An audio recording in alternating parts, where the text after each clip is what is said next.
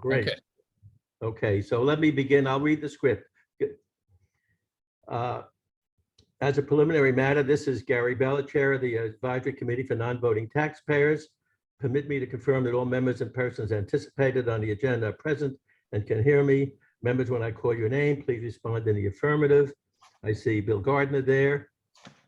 Hi, Bill. I don't hear you, but I see your name. Hi, Gary. Hi, good, Bill. I don't see the rest of our group yet, but I also see Libby Gibson. I'm delighted you're with us today. Thank you, Libby. And we have some guests today, Wendy Conway and Jay Cohn, both of whom I know have applied to join our group, which is great. And I know they're scheduled to be interviewed in the next week or so. And Peter Kahn has joined, I see. Good morning, Peter. Good morning. Sorry I'm late. Okay. So let me keep reading the script and hopefully some of the others will join us. This open meeting of the Advisory Committee for Non-Voting Taxpayers is being conducted remotely, consistent with Governor Baker's executive order of March 12th. Due to the current state of emergency in the Commonwealth due to the outbreak of COVID-19 virus, in order to mitigate the transmission of the COVID-19 virus, we have been advised and directed by the Commonwealth to suspend public gatherings, and as such, the governor's order suspends the requirement of the open meeting law to have all meetings in a publicly accessible physical location. Further, all members of public bodies are allowed and encouraged to participate remotely. The order, which you can find posted with agenda materials for this meeting, allows public bodies to meet entirely remotely as so long as reasonable public access is afforded so that the public can follow along with deliberations of the meeting. Ensuring public access does not ensure public participation unless it's required by law. This meeting may feature public comment. The Advisory Committee for Non-Voting Taxpayers is convening by video conference via Zoom app as posted on the town's website. Please note this meeting is being recorded. Please be aware other folks may be able to see you and take care not to screen share your computer. Anything you broadcast may be captured by the recording. Public encouraged to follow along using the posted agenda. Turning to the ground rules, permit me to cover some ground rules. I'll introduce each speaker on the agenda. After they conclude the remarks, here will go down the line of members, inviting each by name to provide comment. Please hold your comment till your name is called. Any response, wait till the chair yields the floor to you. And if we have any public comment, if members have spoken, the chair will afford public comment. And finally, each vote taken, the meeting will be conducted by roll call vote. Okay, I kept thinking that I might not have to be doing this anymore, but here we are, still doing virtual Zoom meetings, and it's a subject we might talk about a little bit, and maybe Libby can talk with us as well. Just starting up, we don't have a quorum yet, so I'm not going to ask for approval of the agenda because we don't have a quorum. And I'm not going to talk about the minutes, and I know we promised Libby that she can leave after the first hour because she has other commitments as well. But so first I want to thank Libby for agreeing. We were supposed to meet last weekend and we didn't meet last weekend. And so I want to thank her for being able to adjust her schedule so she could meet with us today. But now I want her to thank us because by changing from last Saturday to today, she might have avoided some criticism by having a public meeting on Juneteenth. And I want to tell you why I thought of this. I'm going to quote something from Winston Churchill. He once said, he paraphrased something someone said before him. He said, "Those who fail to learn from history are condemned to repeat it." So let me tell you my story. Many years ago, on the third Monday of January, 1986, I'm in my office at American Express, one of the top executives there, and the chairman of the board comes running into my office. He was in the next office. And he says, "Gary," he says, "I think we screwed up." And I said, "What happened, Jim?" And he says, "Well, I just got a call from a member of the board of directors." Who was that member? Vernon Jordan, the African-American chairman and CEO of the National Urban League. And he's calling my boss, the CEO of American Express Company, to say, "Jim, today is the first celebration of Martin Luther King Day. What are you doing in the office?" Anyway, that's the lesson that I learned. And I thought about that and I said, you know what? I think we'll see if Libby can join us the next week. So I did so, and with that, I was going to talk a little bit about uh, what has happened since our last meeting. Libby's going to talk about it too, I'm sure, which is the annual town meeting and the election. And as you know, we had a very interesting year. The last year was really interesting for us because more so than ever, we participated uniquely, or a great deal more than in the past. We attended meetings with the select board. We attended meetings with the finance committee. So the good news is that we were very much involved in the process. Bad news is not all of our suggestions were accepted, much to my surprise. On a few of those items, they weren't accepted, but at least we had a role here, and we were listened to, and we had a chance to present our point of view. But I think Libby can talk to us a little bit more about how she thinks went and what's going on in the town today. So once again, Libby, thank you for joining us. Please go ahead. Thank you all very much for having me, and thank you for switching your meeting. You're quite right, Gary. We probably would have gotten some criticism about that. The town offices were closed on Friday in recognition of Juneteenth on Saturday.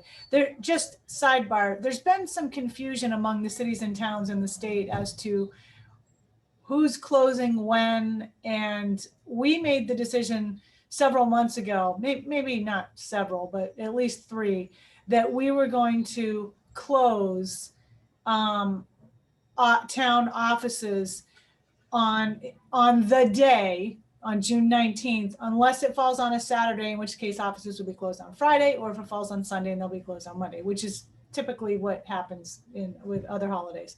And some towns didn't close, the schools remained open, and it was interesting. But we had some really good recognition of it, I think. Our DEI director, Kamal McCarthy, did a really good job working with some other groups and getting some good recognition out there about what it's all about. So anyway, thank you for not meeting last Saturday.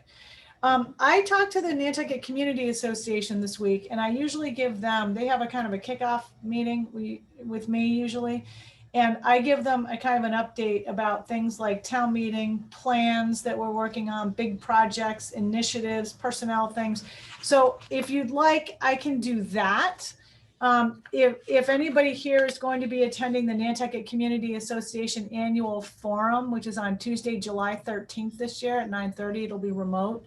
I'm probably going to do a lot of the same stuff, so I'll try to spice it up a little between now and then, but I'll abbreviate a tiny bit. So with regard to town meeting, as you all know, and I think some of you were there, we had it outdoors with a tent with what turned out to be a really good sound system. And we actually are going to try to get that same sound group back for the annual in 2022, but not outdoors, indoors. We had to make a lot of adjustments to have this town meeting. We had no screen.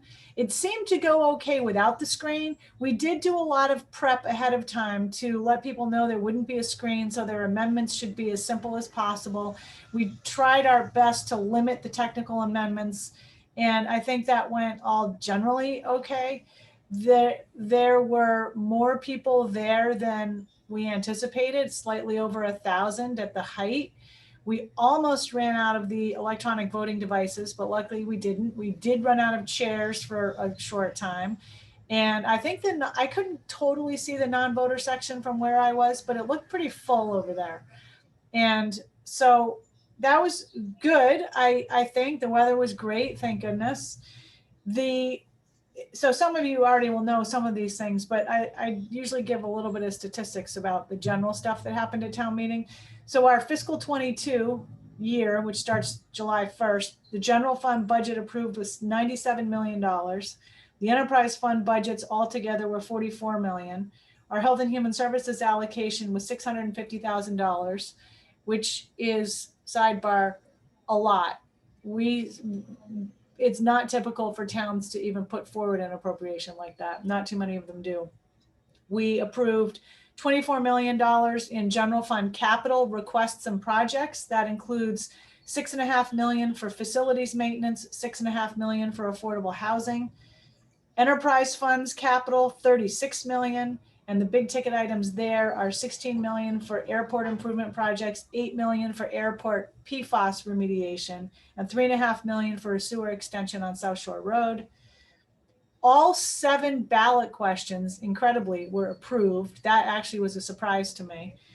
And they included a $5 million operating override for Our Island Home, some road improvements on Newtown Road, a debt exclusion at 1.2 million, Lover's Lane reconstruction, a debt exclusion at 3.2 million, the Children's Beach stormwater debt exclusion, 4.3 million. We did a supplemental debt exclusion for the Nobodere Fieldhouse project of 2 million. So sidebar on that, we had a supplemental appropriation in for 1 million. And just before town meeting, we opened the bids for that project and they came in almost $1 million higher than expected. And that is a phenomenon happening all over the country, probably. There's a huge demand for construction materials and labor, and they are not readily available right now. So we also saw our Harbor Master building, bids were open for that right around the same time as Nobodere. That project is closer to 2 million over budget. And we're going to have to regroup on that to see if we're going to put it forward or not. But the voters did approve the 2 million for Nobodere Fieldhouse. They also approved an affordable housing borrowing debt exclusion of 7.5 million and some capital equipment for $751,000. We had 55 citizen articles. 26 of them were carried over from the 2020 annual town meeting. We reviewed town meeting on at the board meeting this past week, June 23rd. And I usually review with the board a kind of a follow-up, which lists, I have a little spreadsheet. It lists all the articles, what the vote was and what the follow-up is. So in general terms, bylaw amendments get gathered together by the town clerk and they, including zoning, and they go to the Attorney General for approval. Then they go to the General Code Publishing Company for updating the town code.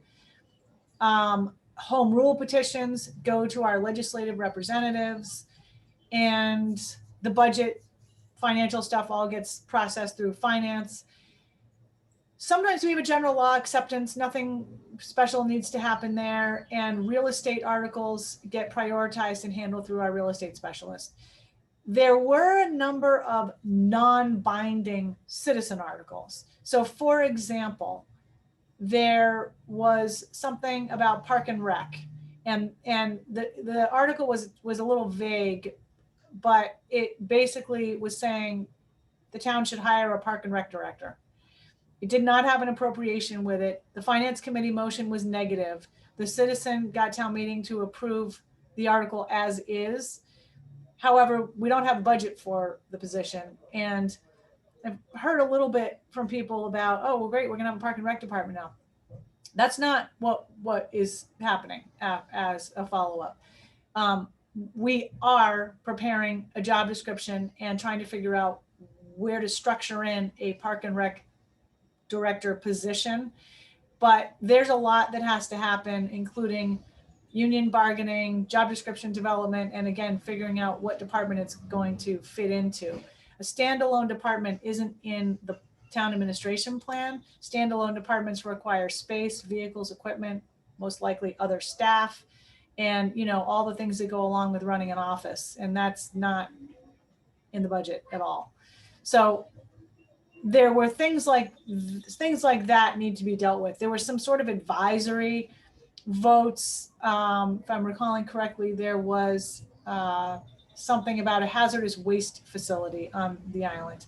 And that turned into a motion to recommend exploring that or something of that nature. So that will get worked into a internal long-term solid waste planning work group that we have going. And there was something about incineration of trash at the landfill, that same thing. Incineration currently right now in Massachusetts is not even permittable. So, there's some things that just aren't really going to progress very well because they're not allowed. Another thing I did let the board know on Wednesday is that there were some citizen comments at town meeting that weren't entirely accurate or factual, and nobody got up to correct them. And I thought myself several times, who's going to get up and correct that? That's not true or accurate. And no one really did. And I think we were all sort of in a state of, this is a different town meeting. Do we get up and correct every single thing that people say that's not quite right? Are we going to sound like jerks if we do that? So I think next year we'll be a little more prepared for things like that, and have kind of, usually I have a list of sort of designees for each article, and if needed to speak on them. So if we heard something not quite right, or, flat out wrong, more importantly, then someone needs to get up and correct it. Otherwise, the public leaves with the impression that it is true, and it isn't. So there was that sort of dynamic going on. But all in all, we finished that day, which I was a little, around 2 o'clock, I thought, we are never going to finish today, but we did. And, there was a bit of issue, I think, with the articles that were taken out of order, 90 and 97. And there were people who thought that should happen, people who thought it shouldn't happen. So the fact of the matter is, the bottom line is that town meeting can approve that action, and they did. So it happened. So anyway, my follow-up will be posted online if anybody wants to take a look at it. And we have a lot of work to do now, obviously, in town admin, to prioritize the ballot question projects that were approved and all of the other projects that were approved. And we do that over the next few weeks. And does anybody have any questions about town meeting? I have some thoughts about it. Sure. First of all, we were delighted that as a result of the delay in the time of the town meeting, we could actually send representatives there. And as you know, Peter was there to speak, and Kathy was there as well. Yep. Although she was more interested in the short-term rental matter. And by the way, I was quite surprised, and actually a little disappointed, I think, that Sarah Alger allowed the meeting to cut off debate after 6 statements on that important issue. Most of the people who came to the meeting were there for that subject, that and the land bank thing.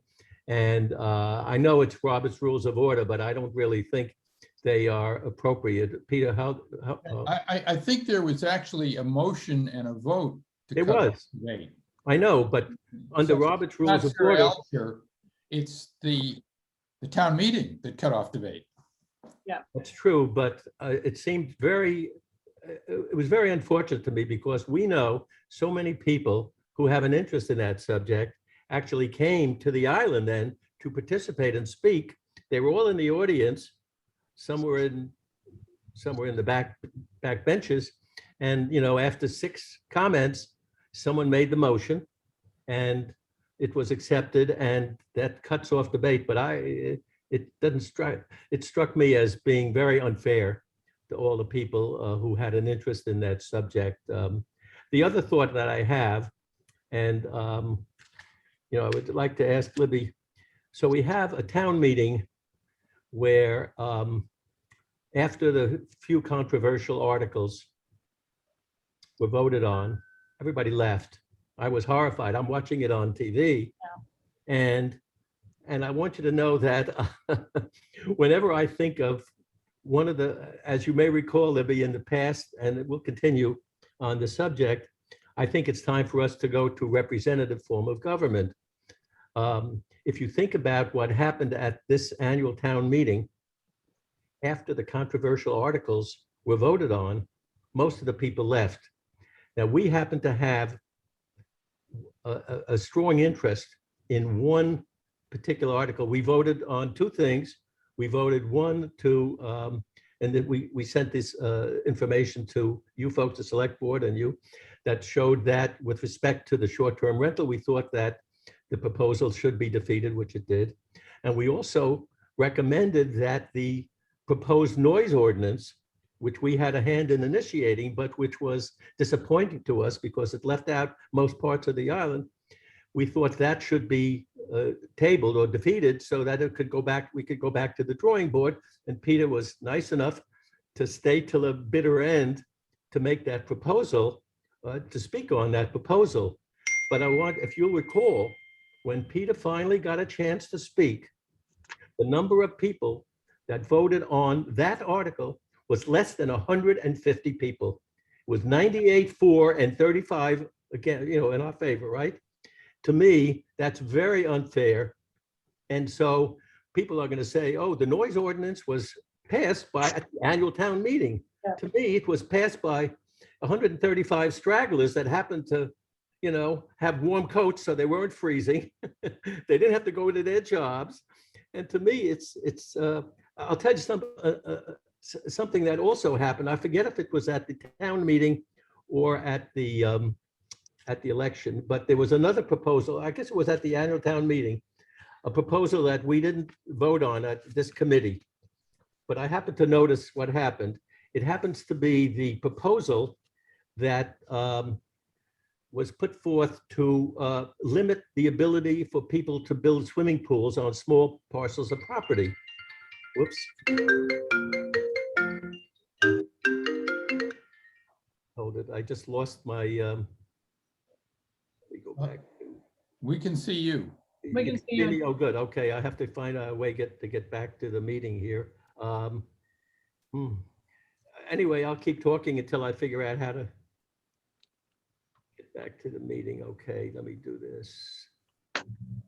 Join. Uh-oh, having a little trouble. Okay, back to the meeting. Okay, here I am. Anyway, so on that particular proposal, it was the ban for swimming pools on small parcels. And we happen to have, the advisory committee had no interest in that subject. I personally have no interest in that subject, but I noticed that it was defeated. It was passed. Someone decided they didn't want that, and it was passed. The vote was 220 for passing the ban and 80 people against it. Okay, so it passed. But I feel for all of the people with those small parcels, because they are now, some of them probably planned to do that, felt that they wanted to put a pool in, it was important to them and their family.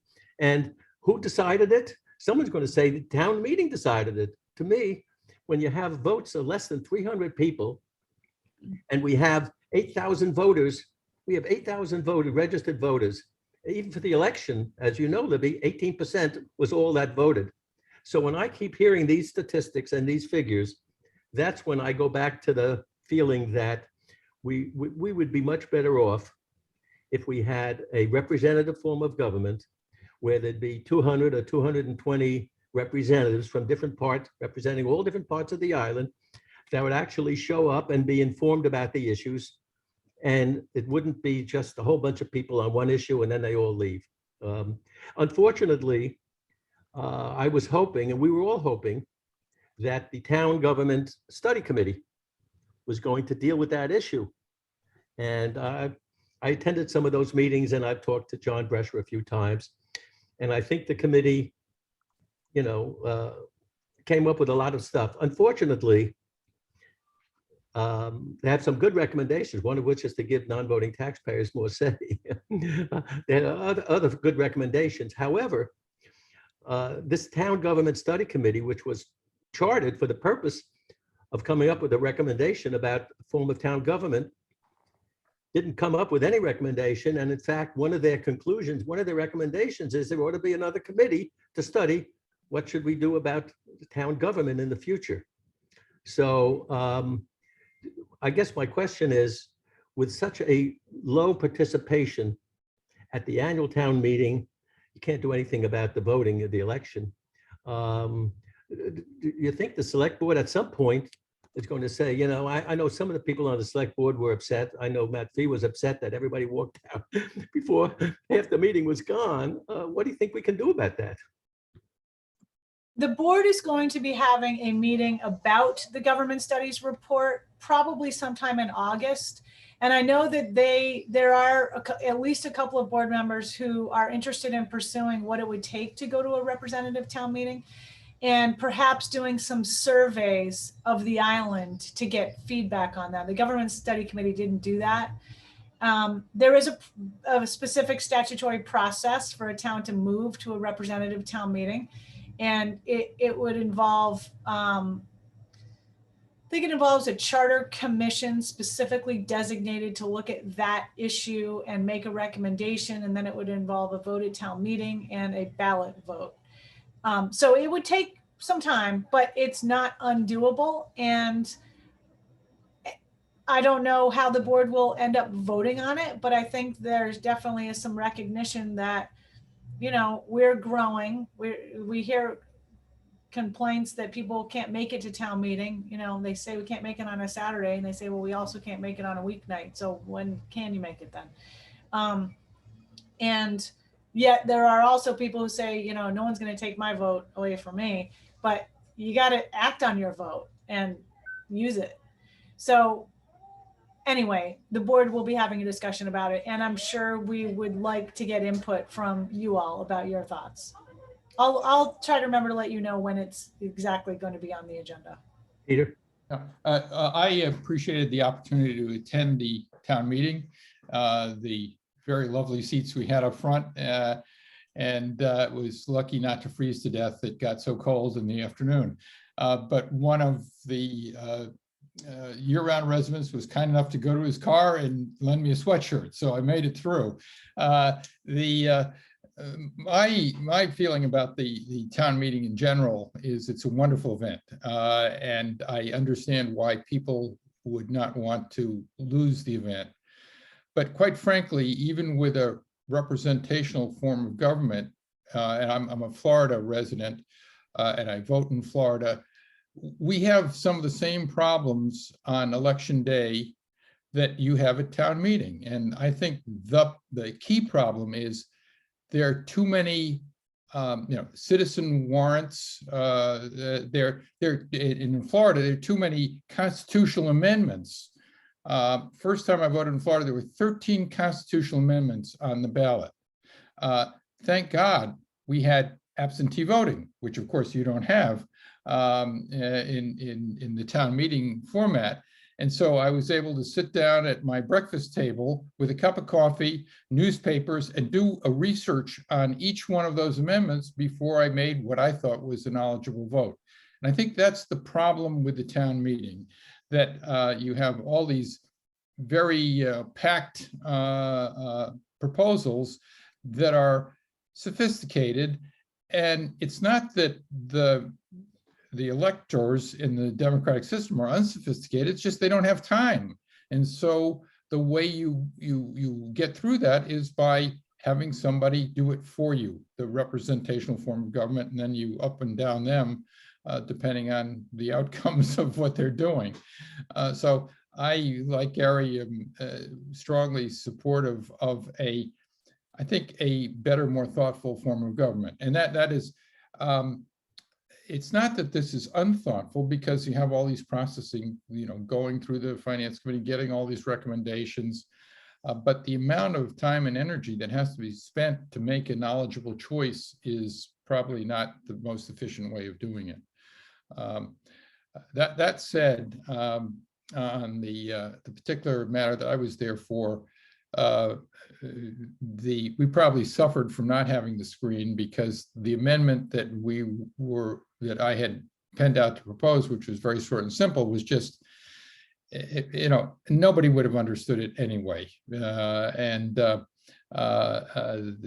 so we proceeded, and I think the idea on that is we now have a new bylaw, for want of a better term, and we will pursue refinement and improvement of that bylaw. We've got a basis to do that, and that's, I think, how we'll go ahead. And I think that actually there's another person by the name of Gibson on the island, the assistant chief, who would be critically important to helping us do that, because I know this is a particular area of interest of his. And so hopefully sometime this summer, I'll actually get to shake his hand, if handshaking is appropriate anymore, and suggest a couple of changes in one area, and then the other areas, as Gary said, extending the improvements that were made, and they were very modest improvements, to all the neighborhoods on the island. So, but thank you for the opportunity to be there. Thank you for letting me take up 3 minutes of your time here, and I'll keep quiet.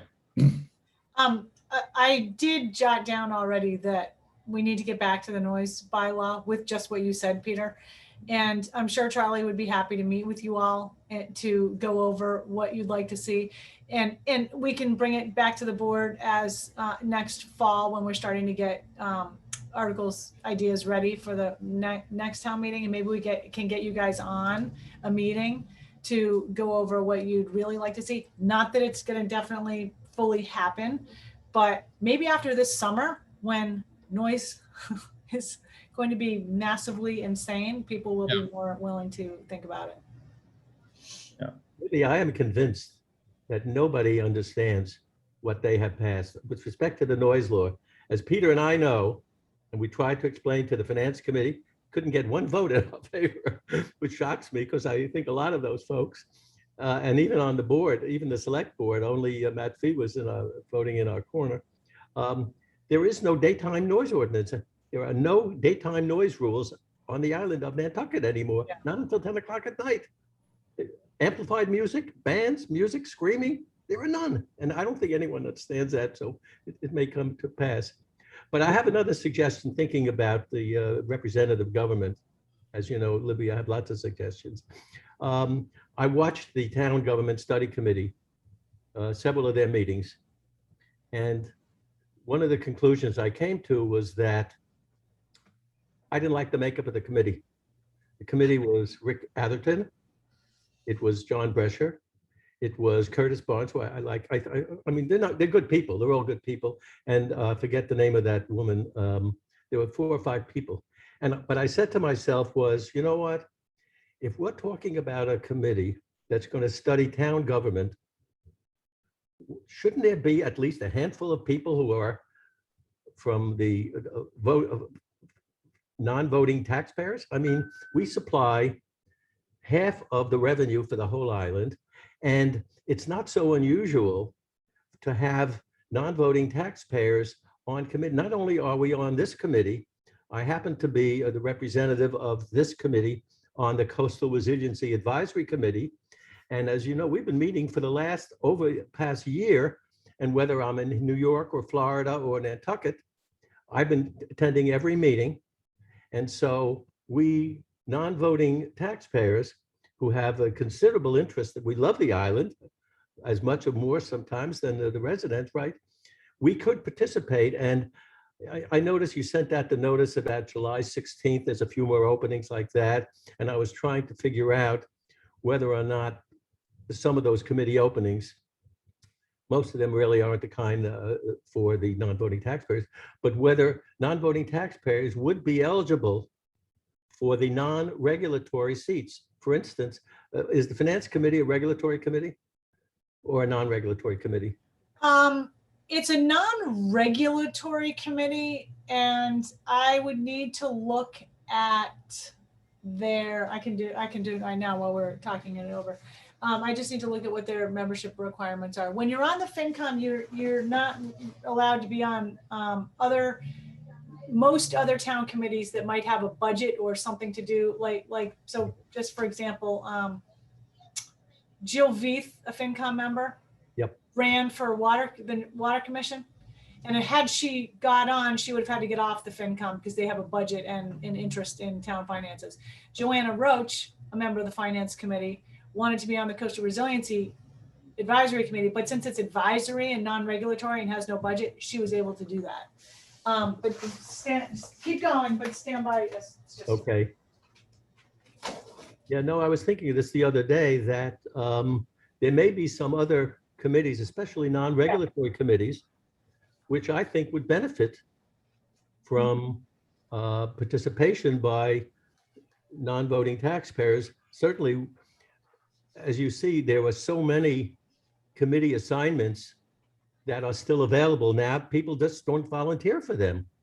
They don't volunteer for them. And maybe there are non-voting taxpayers who spend enough time on the island that they'll be able to participate in person during the time they are here and virtually.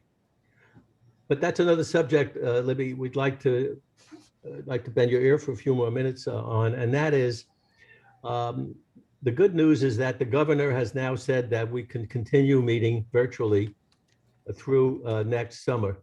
Mhm. My question is going to be, is there some way that we would like to be able to continue to do that after this special extension ends? Because our committee of especially has people who are not on island in the winter months. And as we showed this year, we were willing to participate, talk with people on the town, offer our suggestions, make recommendations to the select board. We'd love to be able to continue to do that. And I don't know if that'll occur after next summer. Peter came up with a slight amendment. There's apparently an exception in the open meeting laws in the state of Massachusetts for handicapped people that allows them and their votes to be counted. So Peter very wisely did the research and he came up with an amendment. And I think one of my thoughts was that we now have a person from the town, who I read about in the newspaper this week, who is our delegate to deal with our elected officials. Maybe we ought to meet with her and say, this committee would like to continue meeting thereafter, and you might need to change the open meeting laws a little bit, especially for groups that, like ourselves, are not full-time residents, but have a deep abiding interest in our communities. And we've already talked to one of the similar citizens groups on the Cape. Peter, which group was it? Chatham? In Chatham, I believe it was Chatham. Chatham. They have a group like ours with a slightly different name. And they said they like the idea too, because they have a non-voting group. And maybe if a few of us get together and talk to our legislative representatives, we might be able to get that slight little amendment that will permit us to actually have quorum meetings once the emergency rules are over. Gary, I'm sorry. Yeah. Sorry, Can I- just to follow up on that, I was just Sure, wondering, Wendy. so that has to be a state issued mandate? Yes. It can't Yeah. be local, We- okay. Yeah, we have to change Massachusetts law. The Okay. legislature has to make, but it is the law now, right? It's a state law with respect to the handicapped folks. That is part of the existing law today, knowing that the handicapped folks cannot attend all of these meetings, and therefore there's a special exception for them. So hopefully we'll be able to convince our legislative representatives it's worth a shot. Gary, can I add one thing, which is a question. Yes, Why is it that we cannot meet in person along with the Zoom? Because the board, certainly the town board, as I understand it, is doing that. What is it? Why is it that our committee or the other committees are not being allowed to do that? And what can we do about that? I was going to ask that same question of Libby. I think the answer was because the town doesn't have the facilities now, but except for meetings like ours, which occur on Saturdays, we may have the facilities. So what do you think, Libby? You may. We have had difficulty getting people back because some groups want to have a hybrid where the public and consultants can continue to participate remotely. And we only have basically one room with that setup. And it's not available all day, every day. And NCTV has become an issue because there's a lot more to that sort of setup. And we've restricted the getting back in person for the time being to the regulatory boards because they have the higher priority to get statutory activities accomplished. So we are working to set up the community room more technologically, whatever you call it, structured for these hybrid meetings. And we're trying to get our modular trailer that everybody hates at 131 Pleasant Street at the old fire station set up for the same thing. The part of the problem is we have very little meeting space. When the fire department got all set up at the public safety facility, as was planned for several years, the training room, which had been allowed for meetings, was no longer readily available because it's used for training. And it was never set up in the first place for public meetings. We sort of cobbled it together for that, but it wasn't ever meant to be that. The community room is the only room that has the video set up. Otherwise, NCTV has to bring in a mobile video unit, and it's kind of cumbersome and not all that easily set up. So we are working on getting everybody back into in-person, but it is taking some time. There's a lot going on. Let me make a couple of points and suggestions. One, there are two issues with respect to our meetings, and probably every meeting, one is the quorum, physical quorum requirement, and that's the real problem for us in the wintertime. The other is public access. Under the law, there has to be reasonable public access. Yep. Well, Zoom has basically taken care of reasonable public access, I think, for us and for many people. It could be that there are people without a computer and can't do it. Well, in that case, you could set up a computer in a public room where people could actually go and participate just like we're participating now. What the little thing that I drafted up is what I'd call a crude attempt to just get through all of that and let people who are better at this, like town council, put the finishing touches on it and see if it will fly. So I think the other big issue, and you've just named it without really saying it's the big issue, but it is, and that is there's no physical space to do all these public meetings anyway. And so what could be more efficient and less costly, by the way, should we build 10 more conference rooms, or should we have a couple of these virtual meetings? It seems to me it's in the island's interest, and it's certainly in the interest of public participation and governance to in some reasonable manner to guarantee adequate public access, allow these meetings to go forward. Especially for our group, which meets on Saturday mornings, we don't have, I assume there's much less competition for the meeting space that the town has to allocate. So I guess that's really up to Erica and the people who program these meetings, right? Yeah, and Saturday, you're right. Saturday should be much easier at the training room or the community room. And if you all want to get back to meeting in person, I think you probably can. Yep. But with your group, it would probably be in person only, not the hybrid. Okay. Okay. But that's I can talk to Erica about that as well. Because Well, we won't have anybody on a Saturday, I don't think, to sort of manage the hybrid. We could do a hybrid from my living room. The hybrid, we could get people together. We couldn't accommodate the entire public, but so long as there's public access, I don't think anybody needs to be physically in the same room so long as there's reasonable access. Mm-hmm. We've proven that for the last, 15 months or something? Yeah.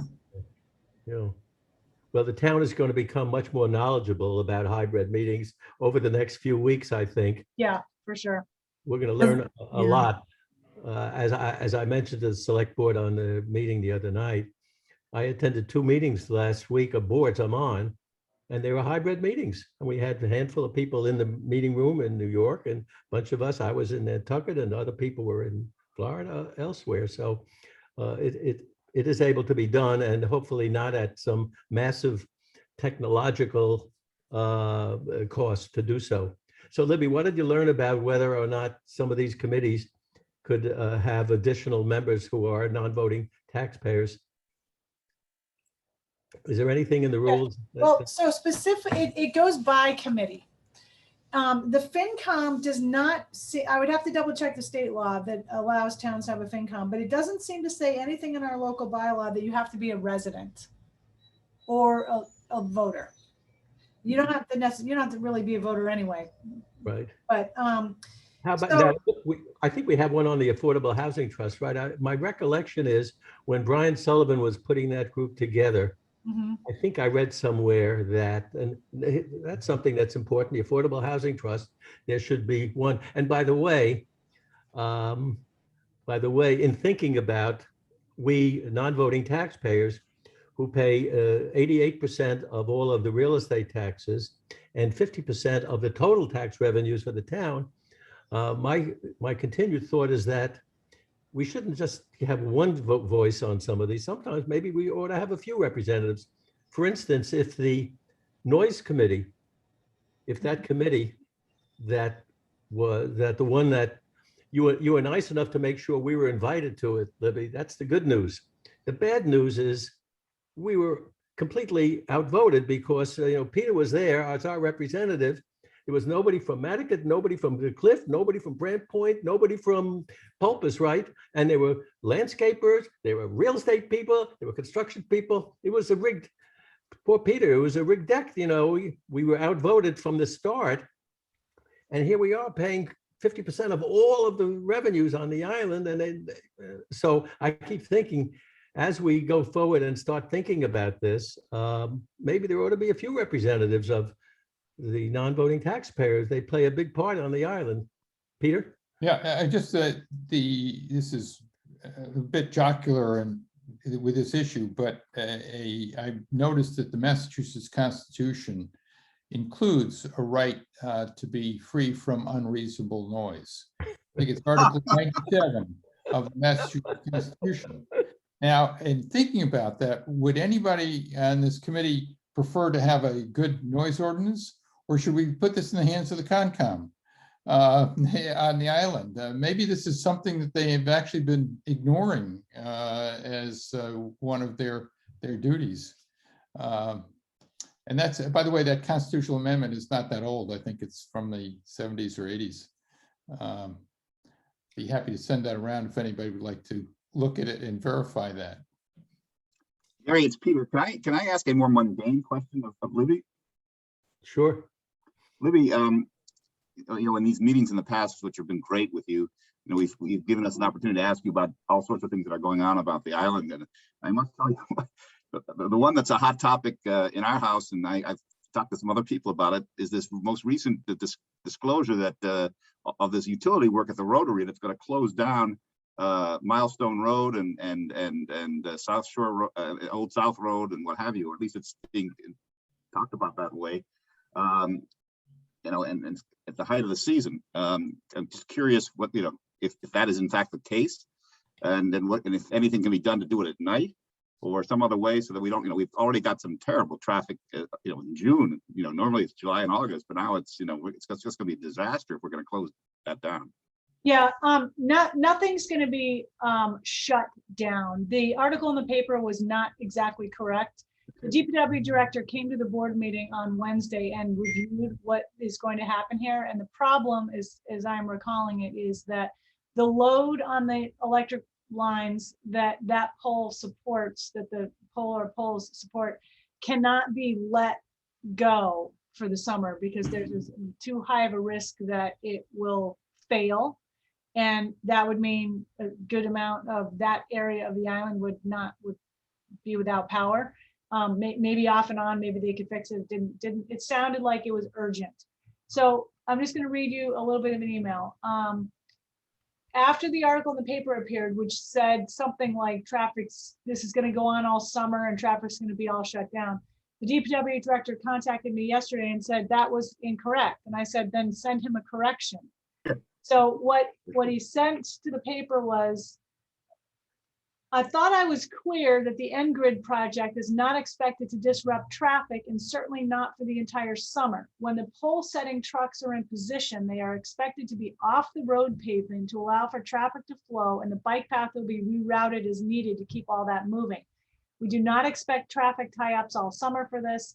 Even the follow-up utility moves for other companies transferring to the new pole will be off the road. Please correct this, as folks do not want to hear about more traffic problems. And also, he just told me this morning that N-Grid will not be installing the new pole next week. The new date is July 7th, 8th, and 9th. So I think while the work does need to happen, it is not actually expected to cause the disruption that the newspaper represented. Good news. Thank you. Yeah, that was the impression that it was given at the meeting and in the newspaper. So that's good news. Yeah. Although, as we know, there are lots of traffic issues that are being. Yeah, right now. Does anybody sort of track how many people are on the island at any given time? I know I was reading something about the using the sewerage but a FedEx guy told me, and I don't believe this, that there were 95,000 people on the island now. I don't know how you would determine that. No, Yeah. actually, Go ahead, Gary. actually at the last meeting, the Coastal Resiliency Advisory Committee, one of our meetings or sub-meetings, they were talking about the facilities. You know, the sewage plant is up way up near the ocean, way on the other side of the island. And the question is, with rising tides, should we be worried about that? And the fact is, when you see the ultimate coastal resiliency plan, it will provide for a certain amount of hard armoring, I think is what they're going to be recommending, or we're going to be recommending. But what they were talking about the figures, and they said that the plant these days has to deal with 45,000. They were saying in 10 years or 20 years, we may be looking at 85,000. You know, if you look at the projections, although I think that would be remarkable if all those people could come to the island. But the only people that have given us any numbers are Alan Warden, as you know, did those studies last year, the data project, and he came up with between 40 and 50,000 people at the max in the heart of the summer in July or August. And so I don't think that 85,000 number is likely to have ever occurred yet. There may be days like, I don't know, July 3rd, July 4th, July 5th, where there are more than that. But as far as your question, Wendy, who tracks that? I don't know that there's one position or individual that tracks that. There are ways to determine an approximation of the number of people through metrics like the boat information, the airport information, the sewer information, like Gary said, although obviously not everyone is on sewer. Visitor services has a little bit of tracking with lodging information, restaurant information, to the extent that those groups provide it. But I don't, and data platform does have a way to track, you know, things with cell phone data. They may have the most accurate numbers. That probably would be the most accurate way to get at it. Okay, so Libby has given us that hour that she promised us, and I want to honor that and say we really appreciate your joining us this morning, and in that you have these other commitments. So if anyone has any last question for Libby, otherwise, I want to thank you for joining us. As you always do, this would normally be the beginning of our meeting season. Of course, we've been meeting constantly. I know you guys have been quite regular, and I appreciate Kathy's keeps me in the loop. Absolutely. Of what you're up to, and every now and then I chime in a bit, but I really appreciate your keeping me informed too, and I appreciate the items that you're taking on. I'm going to do a quick little synopsis of what we talked about and send it to the board, just FYI, so that they know some of the things that may be coming from you. Noise, definitely, and the representative town meeting issue. It's good to know what your thoughts are about that. So and the next time you form a committee for that town representative, make sure there are several people on the committee that are locals. Thank you. Yes, I will definitely keep that in mind. And I know there's a lot of expertise out there on your all's group and non-voters as well. So we certainly will keep that in mind. Thank you. Okay, bye-bye. All right, have a great weekend, everybody. Thanks, Libby. You too. Thank you. So, so we can't approve the minutes or anything else now because there's only 4 of us, and I think we need 5. We have 5. We have 5. I mean, Jay's now a member. Has Jay been introduced to everybody? No, I'm not, Peter. He's Oh, you're not not yet. Yeah, I think neither Wendy nor I have been interviewed and appointed yet. So we're just I'm guests. sorry. Okay. Okay. I wish so. I wish so. And you know, we certainly, as you recall, I wrote, per our plan, I wrote a letter to the Inky talking about the fact that our committee does meet with town officials all the time and that we need new members. But unfortunately, we didn't generate any particular interest from the large number of people that are on the island. And we still need to reach out some more for the people who are here during, the summer season, who are available to be joining us for these meetings, because we always are pretty thin when it comes to quorum. And a lot of that is just personal contact, people who are on the island for most of the season and who have a devoted interest and are willing to give up a couple hours on Saturday mornings. Yeah, Well, that's Gary, why I'm sorry, go ahead, Winnie. yeah, I was just wondering if, the hybrid meeting issue, would there be consideration to moving the meeting to a weekday so that, the town offices could be used? Well, the problem is that if we do it, if we moved it to the weekday, then we'd be competing with all of the town meetings, and there are a ton of them, as you I know, see. from the Council of the Aging and the Health Department and the resources and sewerage. I mean, unfortunately, I don't know why it started many, many years ago. Ever since I've been on the committee, we've been meeting on the weekends, and that's been the good news about that, is that we've been able to get town officials like Libby and like, head of the DPW and like lots of folks from the town and members of the select board as well, who are able to join us on those Saturday mornings. And maybe during the week, we would be less successful in doing that. But Gary, let me ask you this. I mean, because Jay, I've recommended Jay, and Jay's interested non-voting taxpayer and has joined us here. What is it going to take for? I mean, what can we do to push the town along to allow these people to become members quickly, because they've applied? I guess they've applied. They're in the process. They're in the process. They have to go through the process. They have to get the forms. They filled them out. They did. Okay, and now there'll be a discussion with Libby or Maureen. Yeah, And Libby's office sent me a request to interview with Libby, and I'm doing that on Tuesday. Did you get one, Jay?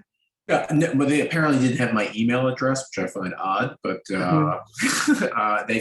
Kathy passed it along yesterday, so I'm sure I'll meet with them this week as well. Yeah.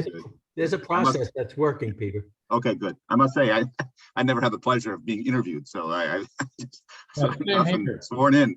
Until I got that email yesterday, when I saw Peter next, going to say thank you for recommending me for something with lots of vacancies, which I can't seem to get on. So I wasn't feeling all that good about my chances before yesterday. It could be the source of the recommendation that is. Hey, Gary? Yes. Gary, By association. it's a pretty simple process. I've just been informed that I'm being reappointed because my term is up. And so I've filled out the forms, which really was just sending in a letter saying I'm interested in reappointment. And Right. I have to go down to the town office and be sworn in, and that's it. Yep. I guess maybe the initial appointment now has become more considered. Well, they're trying to, they got in trouble a few months ago on something that relating to the Conservation Commission. So they're being a little more particular about that, but there's no problem. Anyone that has the interest in non-voting taxpayer that has the interest, we can, if they don't get moved along quickly, we can help that process as well. So I want to ask you folks, I think our next meeting we should schedule for 2 weeks from now, which our normal schedule is we meet every, in the old days, we didn't meet until the beginning of June because we couldn't meet virtually. And then we would meet every 2 weeks, until the fall. And then our last meeting was around Labor Day or so. And that was it. And we didn't meet again until the next June. This year, because the governor has extended the emergency decree, we will be able to continue meeting at least till next summer. So that's the good news. There was something I didn't talk to Libby about. I was thinking about that. The town meeting is already the subject of discussion. It was discussed at the select board meeting this Wednesday. And by the way, I actually go to the meetings virtually. I go to the meeting, I sign in for them. And I did speak about our issue of meeting after the season. But they were talking about holding the annual town meeting. It was very interesting to hear what they said. They said that they like to have the annual town meeting in April or May at the latest. And that's because they say we can't get people's attention. It was interesting.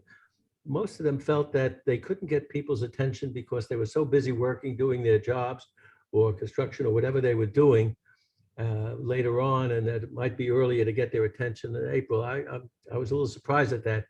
So they're now talking, and they're going to talk. There's no meeting next Wednesday, but the Wednesday after is the next meeting of the select board. And they're probably going to pick a date for the next annual town meeting.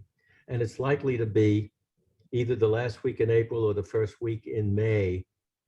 And unfortunately, for us seasonal folks, most of us seasonal folks are probably not on island, although I have been in the past. Sometimes I come, for stroll and stuff. I mean, for a daffodil weekend. Happy weekend, yeah. Yeah, daffodil weekend. But not all of us stay. Even if we come up for daffodil weekend, we don't stay right through. So, but I didn't say any, even though I was on the call with the select board and I could have said something.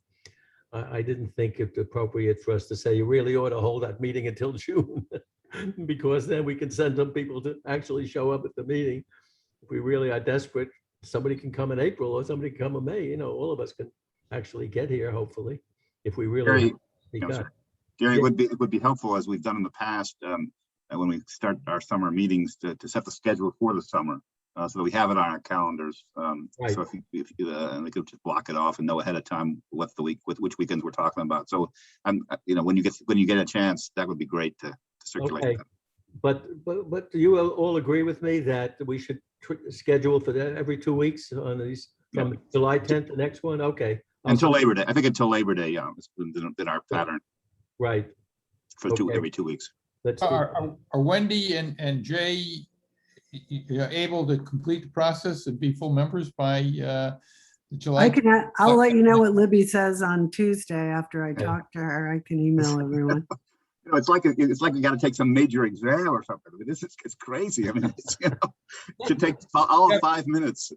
Yeah, it only takes 5 minutes.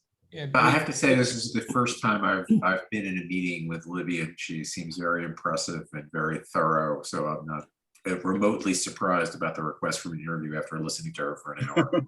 I mean, Yeah, she's pretty competent, and she has a big job there yeah. managing. It's very tough. She doesn't have a boss. She has 5 bosses.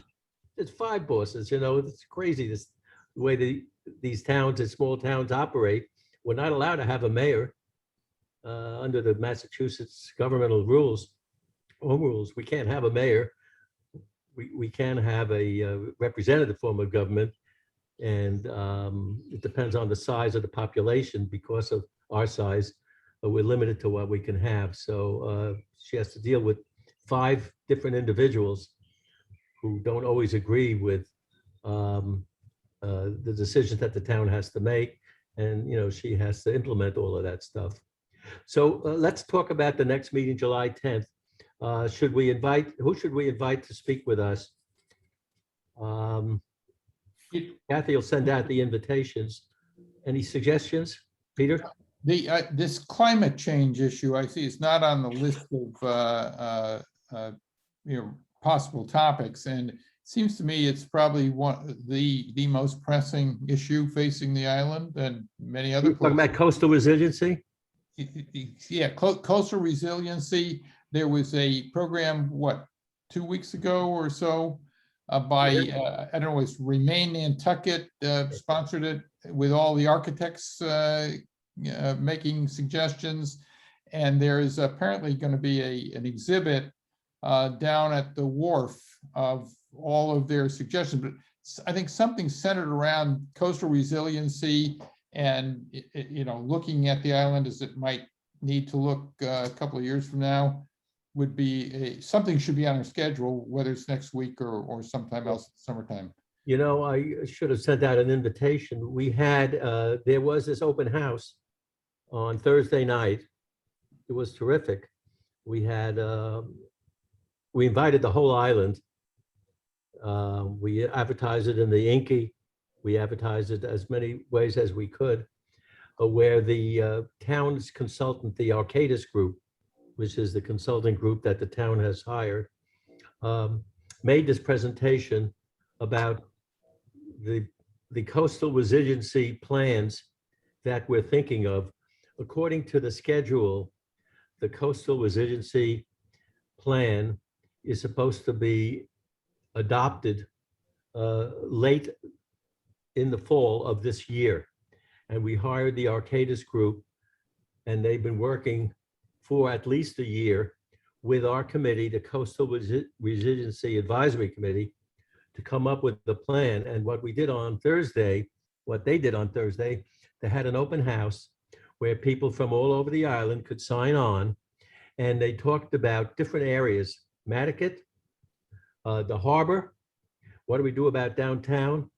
And they came up with some preliminary thoughts and suggestions about what needs to be done. There are places there we're going to retreat where we have to move buildings.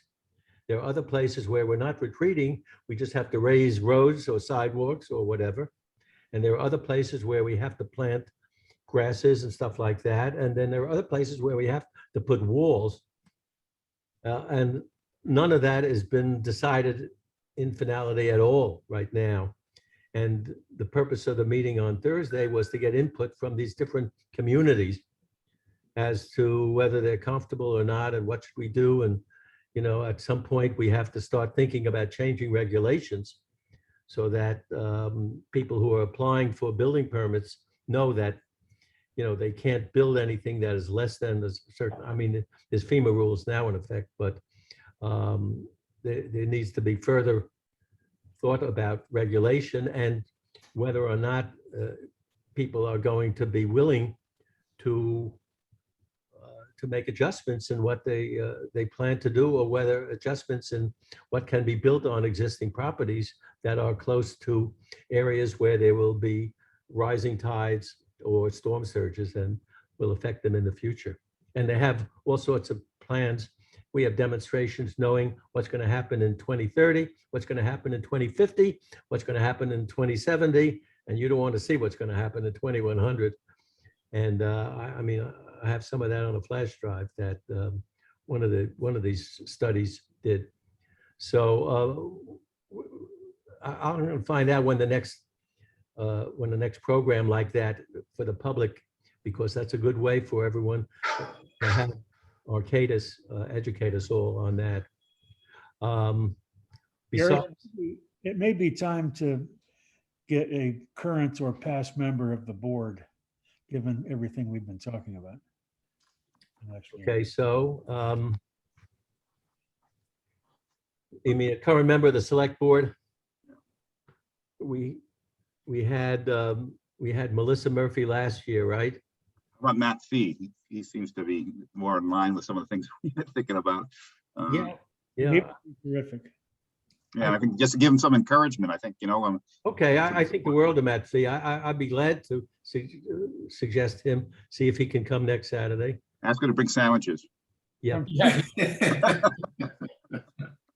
Virtual or real? Another thought I had. Yeah. So Matt Fee is one. I'm going to write this down so we can give Kathy a list so she can send out some requests.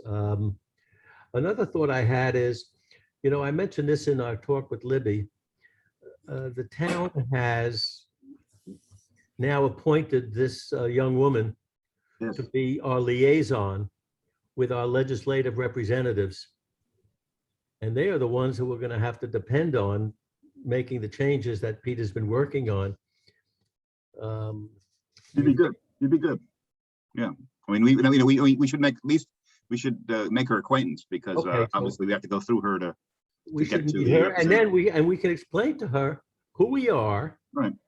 and what our issue is, and the need for us to continue to be able to have virtual quorums even past the emergency. Okay, So Yeah, that's, it's not just this issue. I mean, I guess what I'm saying, and certainly we want to explain the current issues, but I think she ought to know who we are, that we will have issues over time, and that Right. that the even though we are not voting residents, we ought to be heard at the State House. okay, that's a second good one. Now, I had another thought that I had written to someone. I don't know what do you folks think about this?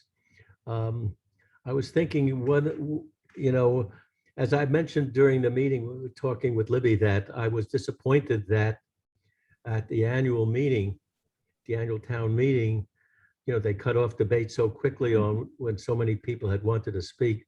And I said, well, maybe we ought to have Sarah Alger as one of our guests. She's the moderator. And ask her whether or not, she thinks that the annual town meeting is still a forum, especially because of the controversy that has now erupted, as you know, those of you who do not attend the select board meetings, I do. There was an issue raised by Tobias Glidden. As you recall, Tobias is the current selected head of Act Now, and he was pushing this short-term rental thing, and he complained to the select board during last Wednesday's meeting that he didn't like the fact that they had changed the order of consideration of the warrant articles at the last minute. I don't know if he thought that he could have packed the house differently or that people were not there yet. But if you recall, some of those controversial articles were items number 90 and 97 or whatever they were. And they were actually the ones that, so what they did is the town actually talked to them. They knew they were going to do this. Sarah and people running the town meeting knew that they were going to do this. And so when the meeting started, the first thing they did is said, we want to have a motion that we will first consider these articles 90 instead of 1, 2, 3, 4, 5. And it was approved by the town meeting. And that's because all the people that had gone there didn't want to spend the whole day waiting for number 90, and it passed.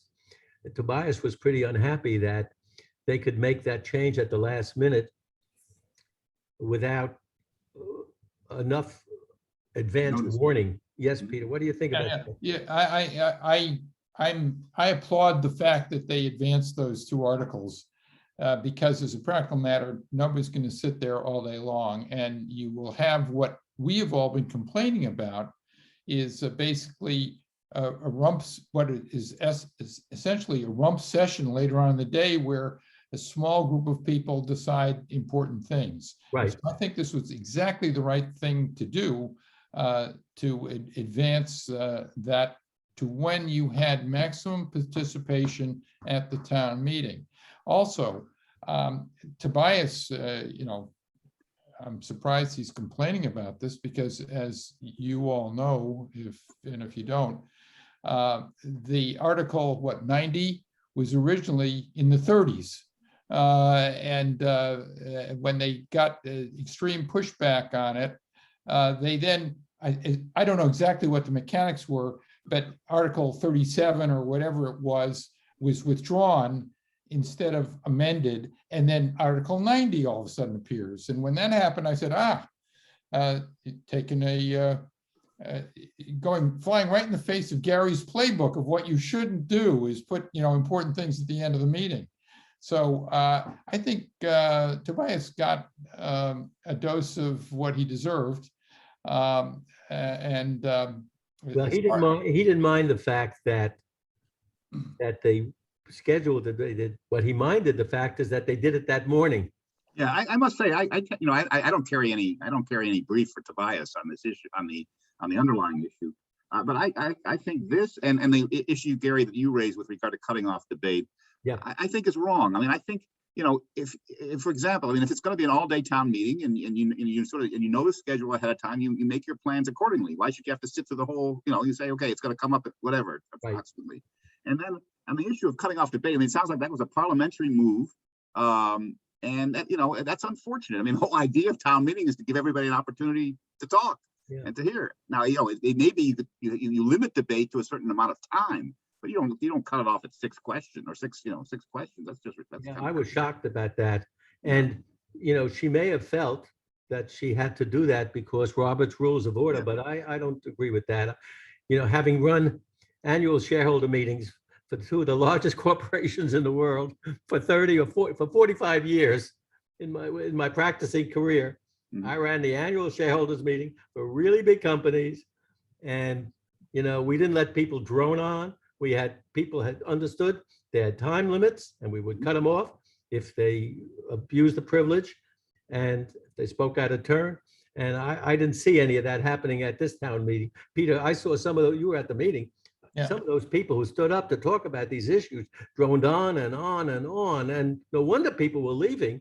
There was no meeting management there. And so that's why I was wondering whether we ought to talk to Sarah and say, could you do this? You know, I know that the town people feel that they have the right to speak as long as they want for whoever, on whatever subject they want.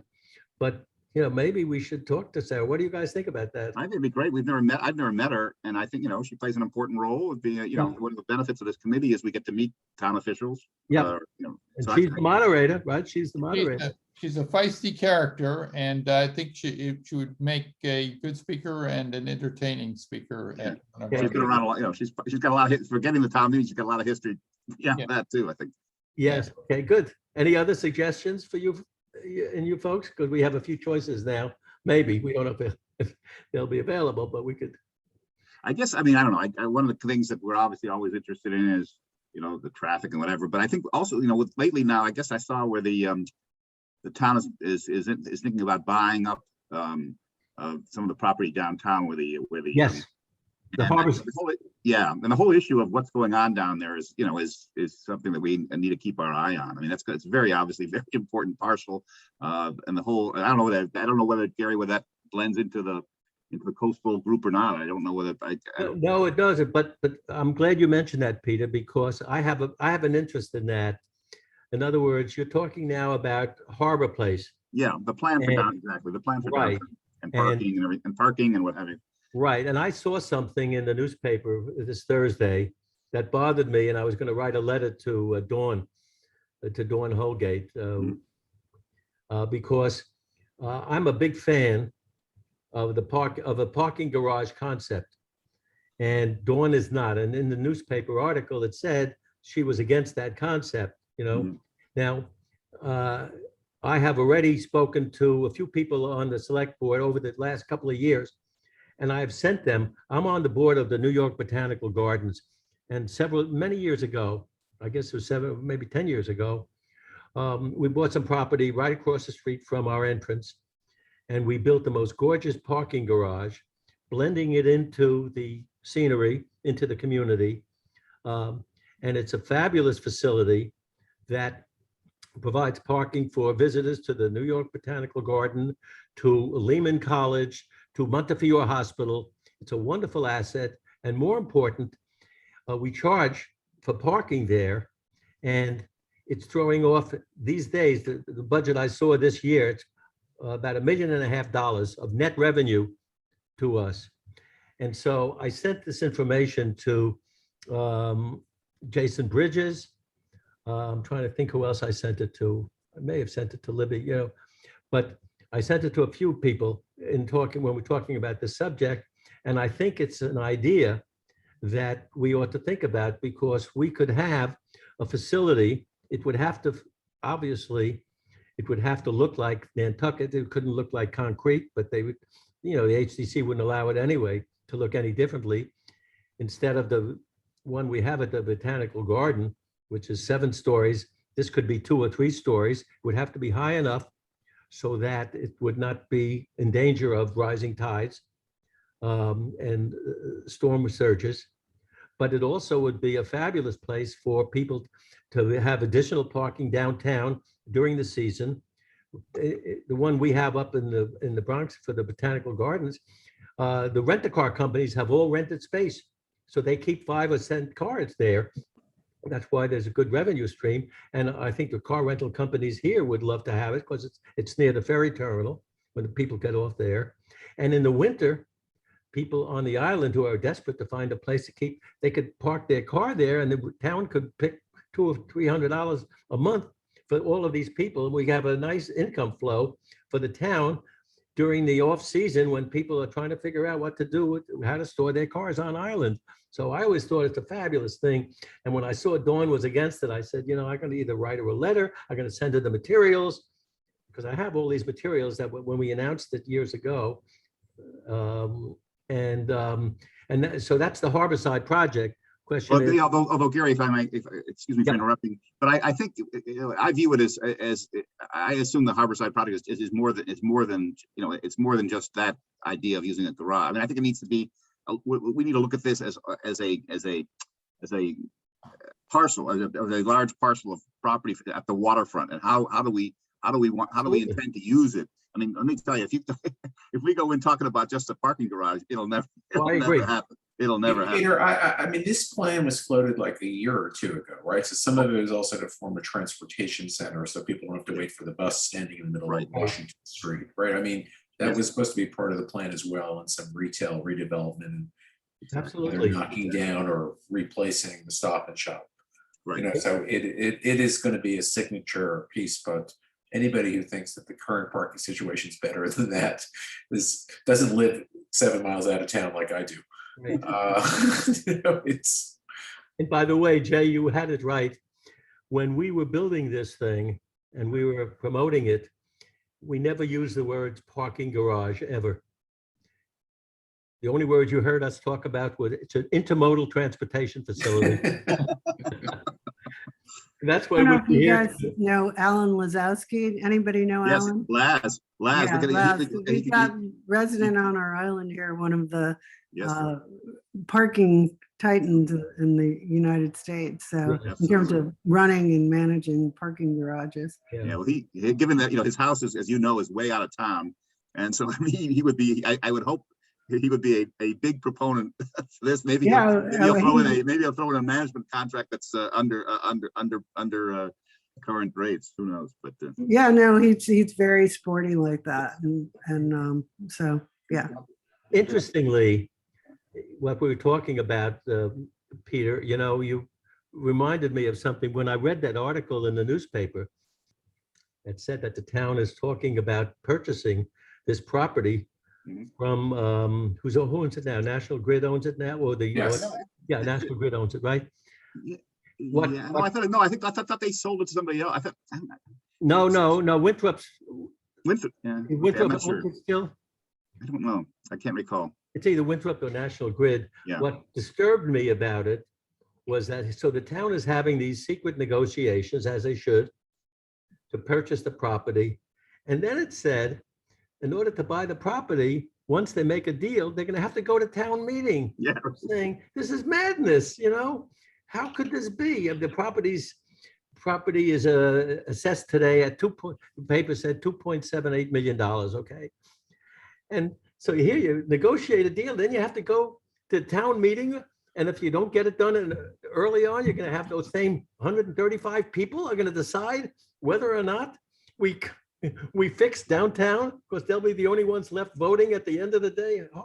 Horrible prospect. I wish there was a way, you know, I don't know who we talked to about that, but once again, it's these crazy Massachusetts home rules. How do we change the level of approval so that select board has some authority to do stuff without having to go to the town meeting every time? You know, one of the reasons that one of the proposals at the annual town meeting this year that did not pass was a proposal by Arthur Reed. He's a lawyer on the island, and he proposed that a certain percentage of the short-term rental tax be automatically used for affordable housing. And in order to do that, he was setting up some kind of a rotating fund or something like that. So it was a good idea, right? What it turned out to not get endorsed by the finance committee, to not be endorsed by the select board. But the reason it is that when you set up that kind of a circulating fund, I forget the exact name you call it, you can't spend any of that money without going to town meeting. I mean, it's crazy. How can you run a 97, it's $100 million budget now, according to Libby. How do you run a $100 million budget if every time you spend $1 million or $2 million, you have to go to talk to 8,000 voters, of whom only 130 show up? I mean, it's madness. Gary, So I did find this article. I was just kind of poking around online. It's on in November 10th, 2017, Inky. So the plan already exists, right? I mean, this newspaper this week made it seem like it was a new idea, but they hired a consultant Yes. years ago to come up with a plan. So the plan exists. It's a transportation center, shuttle bus terminal, late night taxi stand, pedestrian and visitor services. And yes, and Jay, we actually had someone come to one of our meetings. Yeah, yeah. Because I forget if it was Steve Karp's group, NIR or somebody, hired somebody. And he came to our group and we talked about it and we loved it, and then the old timers in town say, oh, we don't want we don't want a parking garage, so. but I think it's, but I think that's a good example. I mean, I don't know how long it takes to no longer be a viable plan. In other words, I think, at some point, it gets stale just by the fact that no action has been taken on it. And, so it's not as if we can say, we like this particular plan. I think, but we ought to be finding out what's going on with regard to that plan, certainly. But you raise another point, Gary, which, this whole issue of the short-term rental, it's not over. It's not over by any sense of the word. And I think we ought to be looking at that too, because I happen to think there's got to be I don't like. I mean, on the one hand, I understand the idea of having the ability to have short-term rentals, but I don't like. I must say, I'm not. I agree with these ideas of these huge houses where and then these huge and these mega mansions that are coming in and then you bring in 20 people, and that's a problem too. So this, I don't know. There's supposed to be some group. I don't know how that was left, but we ought to be weighing in on that too. Well, Nantucket Together, Kathy sent us a note and she said Nantucket Together, which is her other group. Yeah. Which is mostly on that, although they suddenly feel they ought to get into our issues as well. But anyway, they know they're going to be battling with Tobias next year as well, because he's coming back.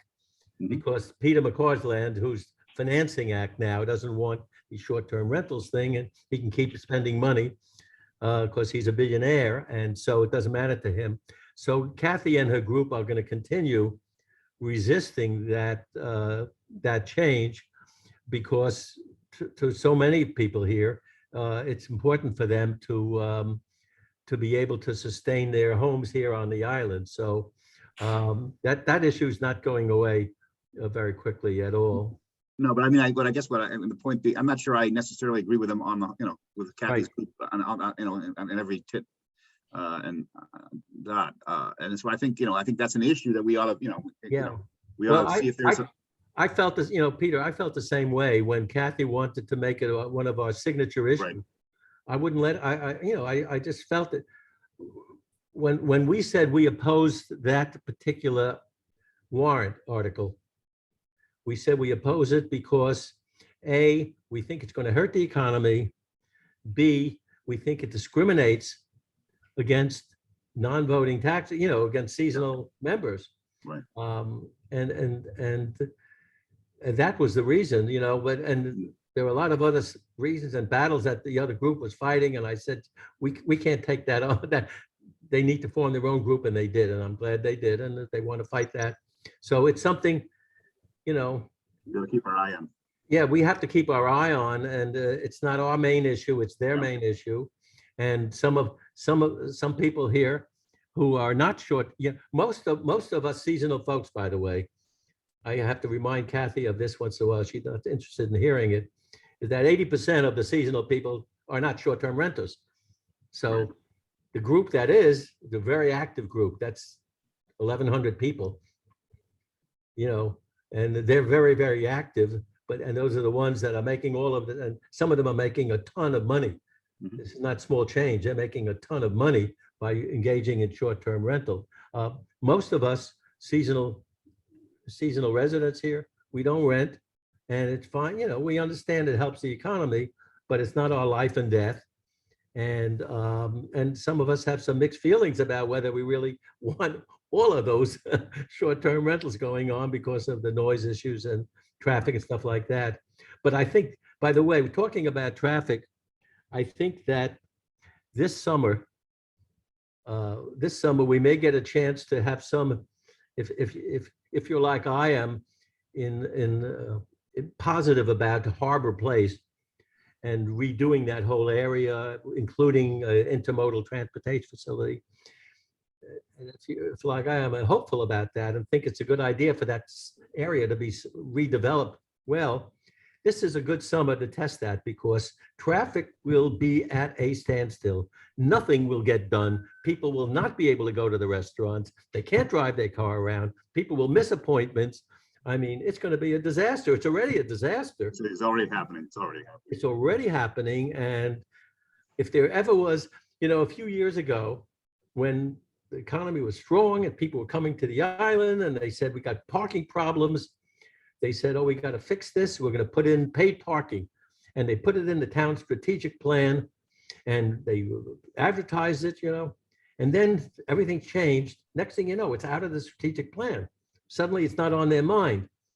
And suddenly it's no longer part of it. And I was very unhappy with the fact that 1 minute it's in the strategic plan, next minute, you know, they're not so sure. They don't want parking meters. They don't want even people parking, you know, by electronic parking and stuff like that.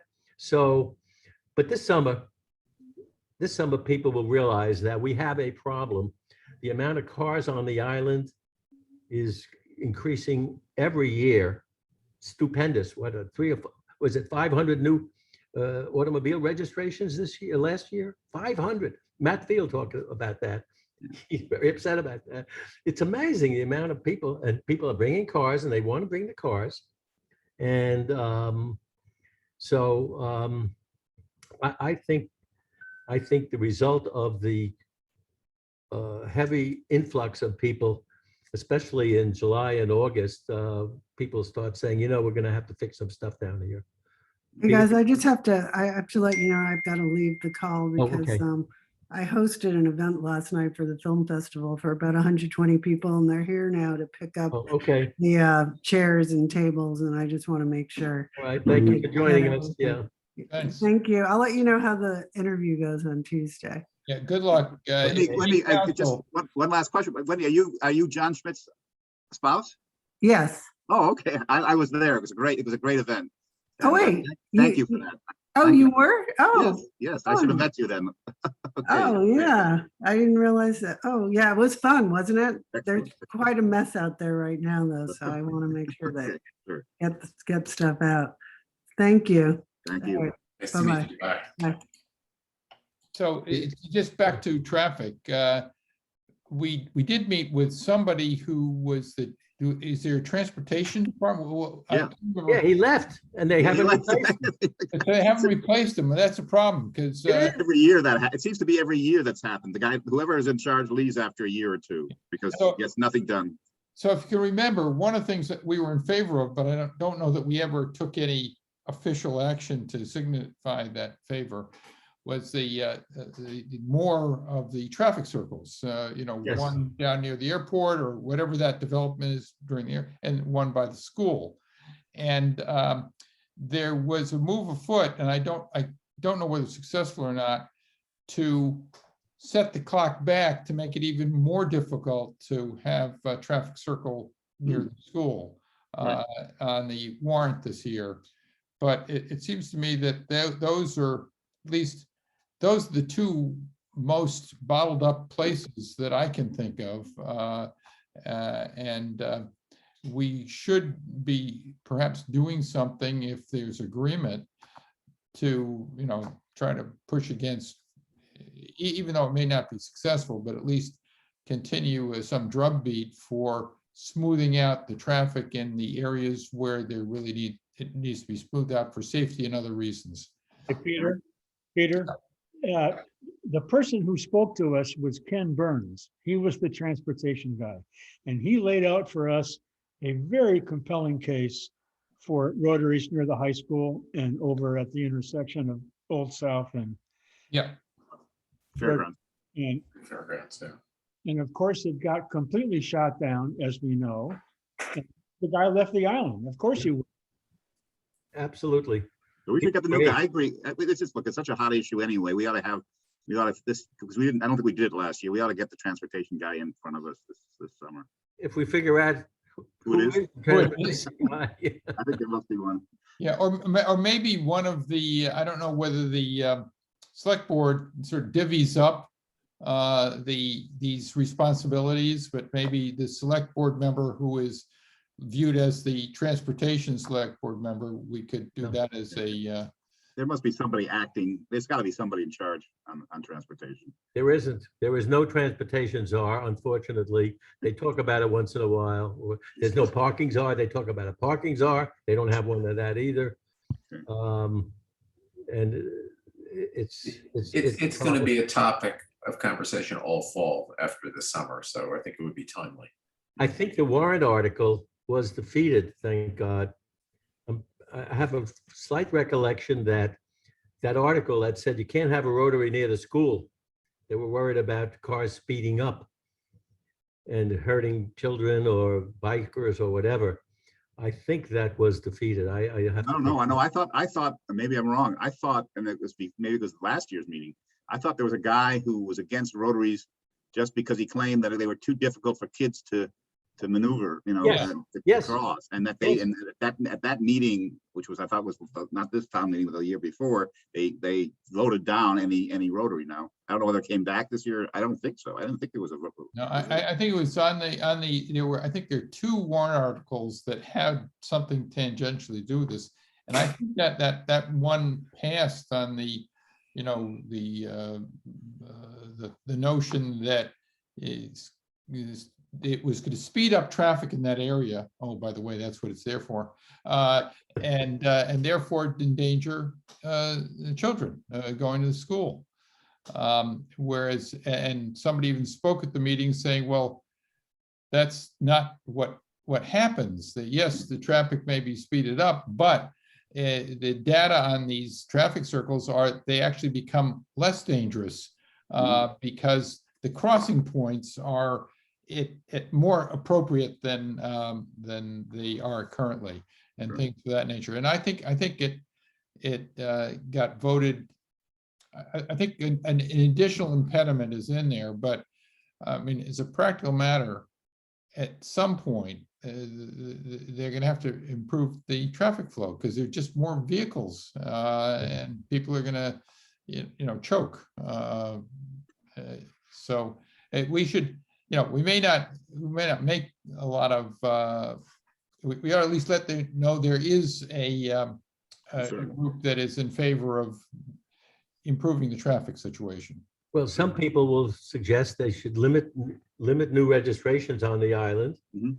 As you know, the short-term rental thing limited the amount of cars that short-term renters could bring to one car, which maybe was such a bad part of their proposal. But limiting registrations, I mean, my guess is that most of the new registrations are just of people who were bringing their cars over, and it's just such a pain in the rear end to do it. I bought a second car just a month ago for that precise reason, that I've got sick and tired of bringing a second car over for the summertime. You can't get ferry reservations anyway. They're closed. They're full up for July and August already. Yeah, I have 2 cars on the island. They never leave the island. They stay on the island forever. I actually got my daughter's car. I'm embarrassed to how many cars we have here now, but I got my daughter's car over after 10 days at 6:30 this morning. Yeah. 10 days, wow. It's been sitting in Hyannis for 10 days. Well, I did it when we had a guest, and I now asked guests to come to rent a car because I'm tired of being a bus driver. And they told me it was something like $1,000 a day to rent a car this year. Can I ask one question as I sit and learn, and I hope I'll learn. I obviously have not been as immersed in all of these issues as you are. One of the things that got me interested in Peter's request to join was how tired I was of reading Marianne Stanton's pieces in the Inky every week about how horrible all the non-seasonal residents are. Although she varies that from time to time, she gets right up to the line. Have you as a group any effort to court her? Because I think she'd probably like to be paid attention to, and it might ultimately be a good way of getting across a point of view, because every time she gets really outright. So I actually, the first thing I read online in the Inky every Thursday is Here and There. And once I get past the gardening piece, it's either railing against everybody who's destroyed the island in the last 40 years. But when she gets to the point of actually being really bad, she pulls back and says, oh, no, of course, we all have to live together. The island's economy depends upon it. So I thought it might be worth, opening some kind of dialogue with her for whatever level of influence the Inky actually has on people's thinking who live year round on the island. Well, Yeah, Bill Gardner knows her a bit, Yeah, right, Bill? A couple of years ago, and it was at the time that she published our letter, and she said she'd be happy to meet with us. And if I remember correctly, we were interested in having her come, but we ran out of times, and we just never booked her. Let's book her. Let's book her this summer. I think that's a good idea. I mean, she's certainly on top of all the issues, and although maybe we should talk to her boss. Now she's actually got a boss, somebody who can take new ownership there. Yeah, it could be that one of the things I think we really need to think about doing is taking our limited budget, which is zero, and having somebody needs to have lunch with her, this new legislative liaison. Somebody needs to have, and it could be lunch or just a meeting to, one-on-one, just basically talk about the things that we are interested in talking about, so they have some background understanding. Because my sort of lesson from this whole noise thing is that just writing to the select board and even going to the select board from time to time is not going to do it. You really have to have people who understand your issues and find local residents that support them and are going to speak on your behalf, as the rental group did that was successful. And it's really this is all a big job, because I enjoy meeting with everybody on Saturdays from time to time, and we have great ideas, but it takes a lot of legwork to really get some of these ideas to the point of fruition.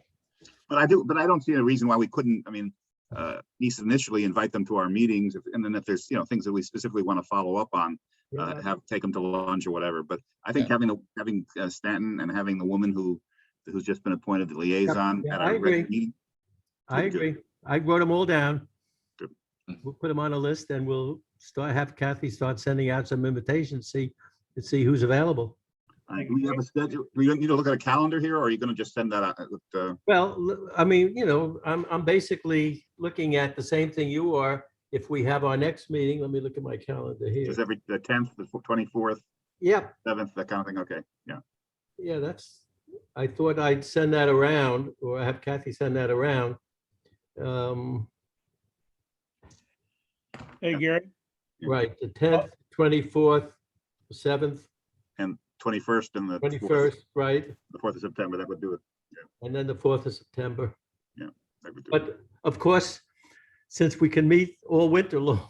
Yeah, but we don't. But I think we found, Gary, that the meeting we didn't need to meet every 2 weeks. That's right. Yeah, I mean, that was too much. That's right. Hey, Gary. Yes. Peter just mentioned the noise issue, and I have some good news to report. I'm told that the morning meeting of the entire board of the Civic League included an extensive discussion of noise abatement across the island.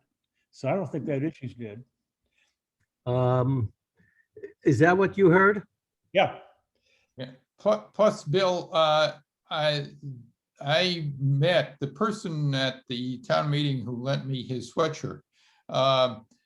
His wife is on the planning board, And they were, I think, the official organizer of this whole noise ordinance issue. And I'll get your name, but they're neighbors of yours. Neighbors meaning they live out in Quidnet. And I don't know if you know her. They're apparently year-round residents. Is that the Wegners? Excuse me? Wagner is the chair of the planning board. No, I don't think it's Wagner, but it's another, I think the name starts with an R, but it's a, lady commissioner, and I'll get that information because. Bill, I want you to know that my wife was on that call this morning with the Civic League. Yeah. Because my wife is the president of the Brand Point Association. She's a co-president of the Brand Point Association. And I heard, every once in a while as I walked by, I didn't hear much about noise. I heard a lot about light pollution. They're very worried about landscaping lighting, and the skies, are much too lit up at night. And they were worried about the birds and other animals that, and the open of the skies. So, but I'll find out. I'll ask whether or not they talked about noise. As I know they talked about the light, they call it light pollution or whatever they call it, but I hope they're interested in noise. I'll find out. I mean, we know Peter Morrison. Peter Morrison invited me, and I did speak. Peter Morrison invited me to speak to the Civic League a few weeks ago, before when they were talking about the Warren articles. And I made our pitch to the whole group, whoever was on that call, because they had a handful of people speaking on different Warren articles, and I spoke about the noise ordinance, but they didn't take any position. The Civic League itself, they don't always take positions on things because they have so many different communities that belong to the Civic League. Unless there's unanimity on all of them, they don't take a position. And I know they didn't take a position on our noise ordinance at that particular time. Although I did tell them I thought that it was bad, the warrant, that article should not have been approved, but they took no position on it. Yeah, I don't know whether, there's this July 13th forum, which is that the Civic League's forum at the Athenaeum? Yes, that's the Civic League, yeah. So I don't know whether any of these issues are going to come up there, but we should, I think I will be on the island then, and I'll. Yeah, I usually attend. Yeah. If I can. It's usually a Saturday morning, and the question is, sometimes it interferes with this meeting. Well, it's the 13th. I think that Libby said So the Tuesday. 13th at 9:30. It's a Tuesday, yeah. Yeah. It's a Tuesday? Yeah. Oh, really? If it's the 13th, if it's the 13th, it's a Tuesday. Really? Usually they have a meeting a Saturday morning. Well, Yeah. we'll see. I'll let you know. We'll know. Yeah. Okay. Well, we have a few things to think about for the next meeting, and we'll see if we can get Matt Fee. We'll start over with Matt Fee. And maybe the legislative person as well. So anyway, any other business? We can't approve anything because we have less than a quorum. So officially we're approving nothing. That's the problem. That's our problem. We can't approve the minutes. We can't even approve the meeting schedule. We got a lot accomplished today. We had a good chat with Libby. Yeah, I'm surprised that I know that Bill Sherman's going to be on island. What'd you say, the 28th? Someone said, but it's not quite the 28th. So, and I don't know where Lou Bassano has missed a few of our meetings as well. Yeah, apologies. I actually have to go pick up a child who's in. Yeah, we all got to get off here. We're going. We're done. Okay. Motion to adjourn. Don't move. Nice to meet everybody I haven't met before. Okay, take Yeah, we'll care. talk. Take care. Take care, everyone. Bye-bye. Bye-bye. Right. So I'm going to turn off recording. Yeah, turn off recording, and thank you very much for